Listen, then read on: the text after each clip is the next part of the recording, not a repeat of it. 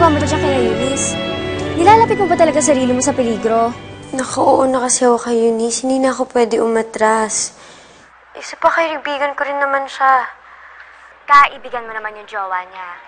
Ako, Bes, yari ka kapag nag-stay ka dyan at nakamoy si Eunice. Okay?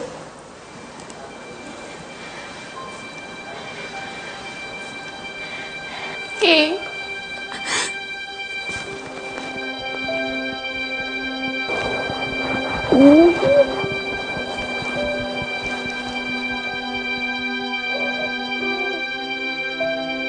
Bigla na lang siya nakipag-break sa akin. Before I left naman, we were okay. We were both in love. Bakit kailangan umabot pa kami sa ganito?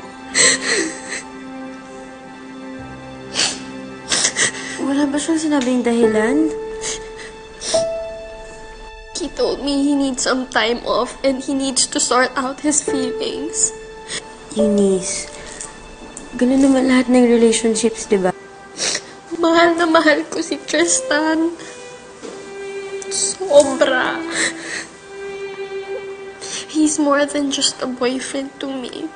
He's my best friend, my soulmate, my life.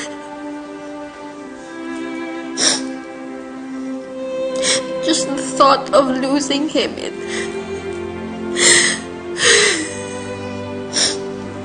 drives me crazy. Baka ito pa yung ikamatay ko. Eunice, mahal ka ni Tristan, okay? Maayos nito. Sabi mo, di ba, best friend mo siya? Ang magkaibigan, nagtutulungan, hindi nag-iiwanan. Gagawin mo lahat para lang mapasaya mo siya. Kahit minsan mahirap, minsan ikaw ay masasaktan.